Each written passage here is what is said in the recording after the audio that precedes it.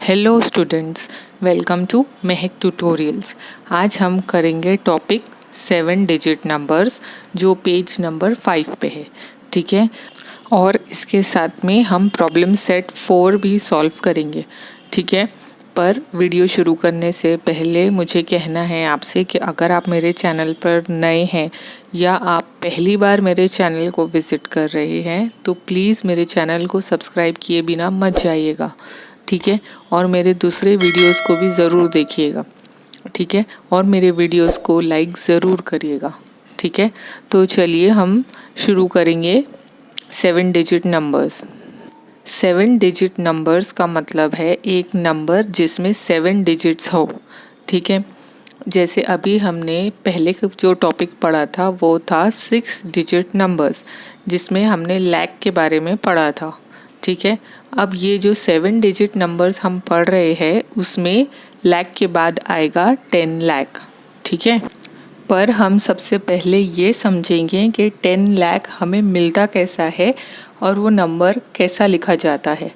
ठीक है, वैसे 10 लैक्स को हिंदी में 10 लाख रुपए ऐसा कहा जाता है। ठीक है, अब हम एक एग्जाम्पल पढ़ेंगे। 10 फार्मर्स है, उनको लोन चाहिए बैंक से। कितने रुपए का लोन चाहिए? 1 लाख रुपए का लोन चाहिए बैंक से। ठीक है, बैंक ने हाँ बोल दिया लोन देने को।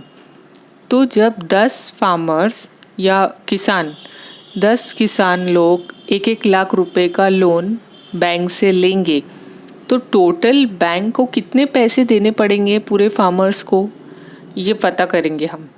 तो इसका आंसर ढूंढने के लिए हम क्या करेंगे, एक सिंपल मल्टीप्लिकेशन करेंगे। क्या मल्टीप्लिकेशन करेंगे?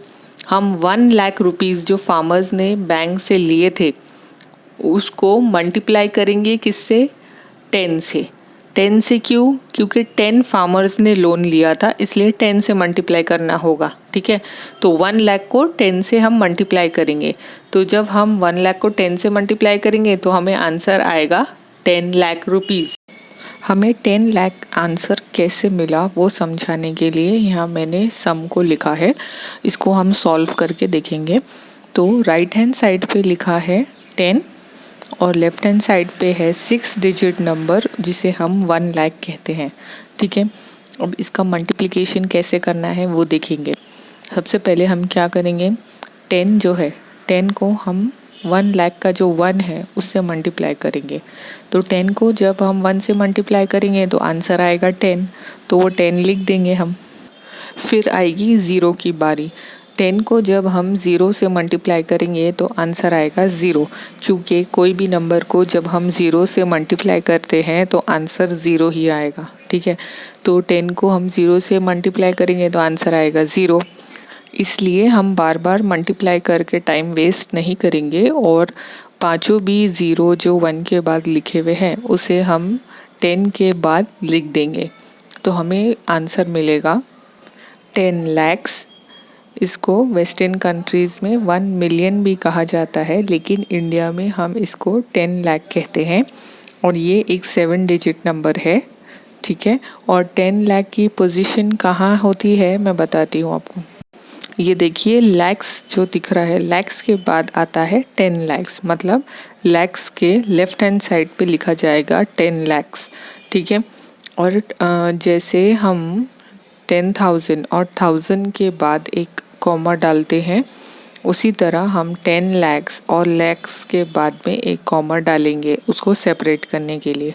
ठीक है, तो मुझे उम्मीद है कि आपको 10 लैक्स के बारे में सब अच्छे से समझ में आ गया होगा। ठीक है, तो चलिए हम आगे बढ़ेंगे और प्रॉब्लम सेट 4 करना शुरू करेंगे। प्रॉब्लम सेट 4 में फर्स्ट क्वेश्चन है, read the numbers and write them in words.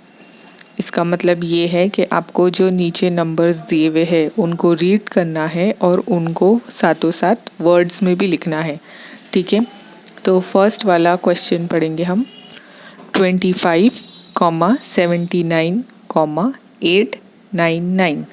इसको वर्ड्स में लिखेंगे हम ऐसे 25 लैक्स, 79,000, 899 फुल स्टॉप। ठीक है बच्चों, कुछ इम्पॉर्टेंट बातें मैं आपसे कहना चाहती हूँ। जैसे जब आप नंबर को वर्ड्स में लिखना शुरू करेंगे, जो फर्स्ट लेटर आएगा या फर्स्ट अल्फ़ाबेट आएगा वो कैपिटल होगा। ठीक है, उसके बाद जब आप लैक्स तक लिख लेंगे उसके बाद कॉमा डालना ज़रूरी है। फिर जब आप 1000 वाला लिख लेंगे उसके बाद भी कॉमा डालना ज़रूरी है।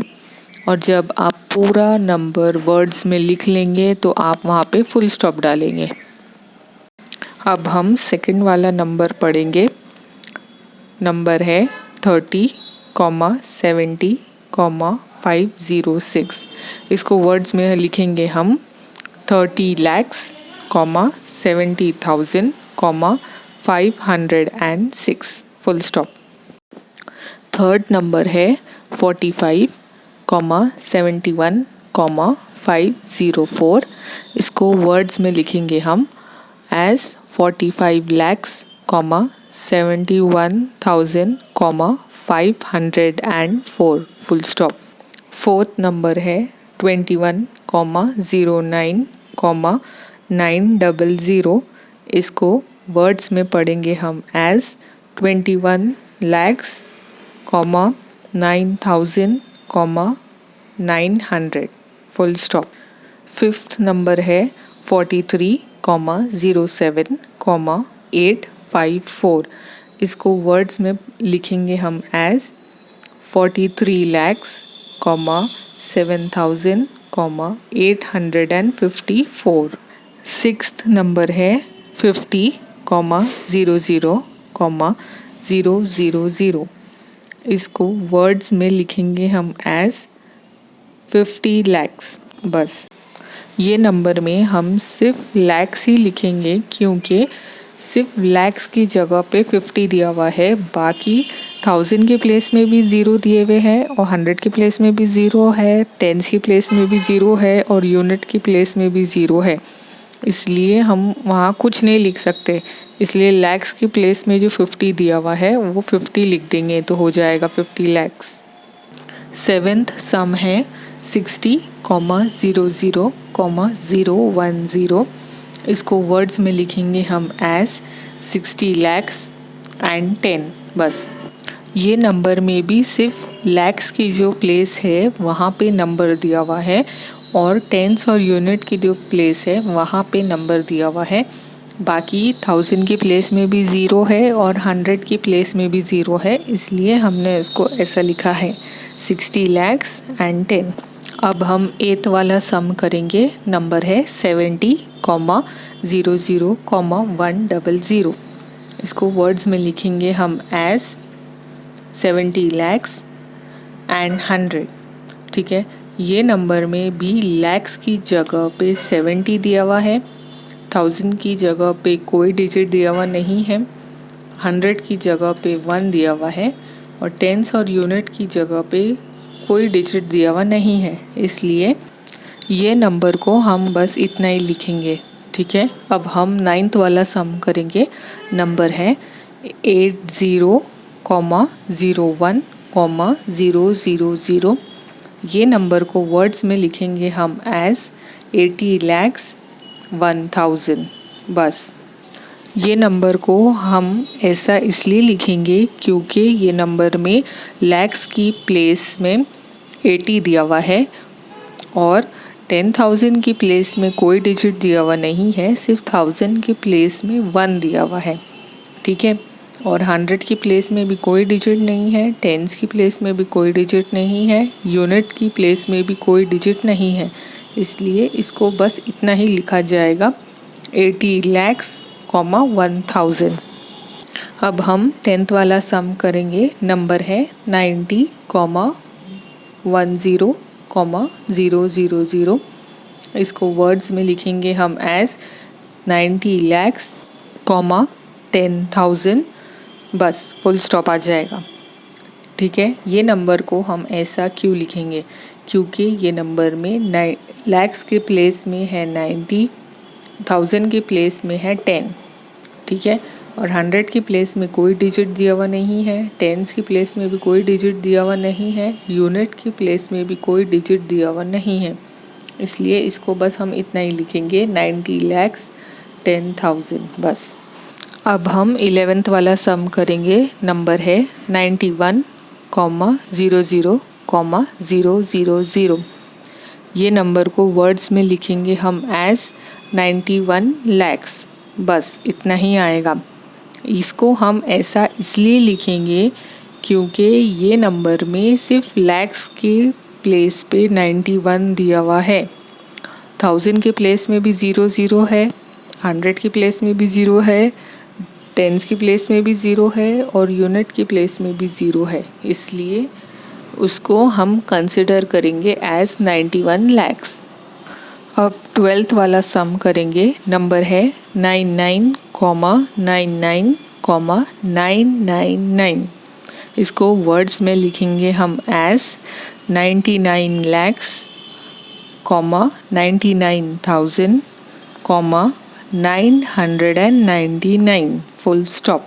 और इसके साथ ही क्वेश्चन नंबर 1 आपका पूरा हो गया है। अब हम क्वेश्चन नंबर 2 सॉल्व करेंगे।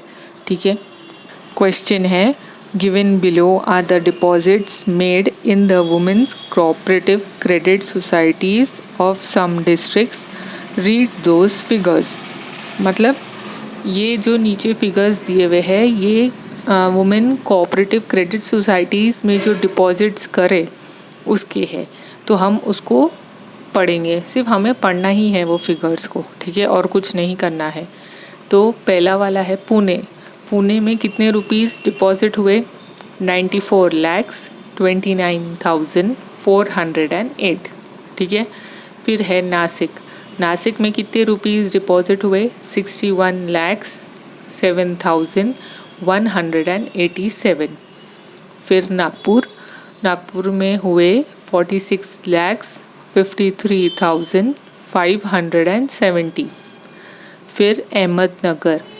अहमदनगर में हुए 45,43,159। और स्टूडेंट्स, मैं आपको एक बात बताना भूल गई कि ये जो नंबर लिखा हुआ है उसके पहले जो सिंबल दिया हुआ है वो रुपीस का सिंबल है। ठीक है। उसके बाद हम नेक्स्ट पढ़ेंगे औरंगाबाद। औरंगाबाद में कितने रुपीस डिपॉजिट हुए? ये जो सिंबल पहले दिख रहा है ना आपको, वो रुपीस का है। रुपीस 37,01,282। ठीक है। नेक्स्ट है यवतमाल। यवतमाल में कितने रुपीस हुए? रुपीस 27,72,348। ठीक है। उसके बाद लास्ट है सिंधुदुर्ग। सिंधुदुर्ग में हुए रुपीस 58,49,651। ठीक है। और इसके साथ ही क्वेश्चन नंबर 2 ख़त्म होता है और प्रॉब्लम सेट 4 भी ख़त्म होता है। ठीक है। अब मिलते हैं हम नेक्स्ट वीडियो में एक नई एक्सरसाइज के साथ। Until then bye and please take care.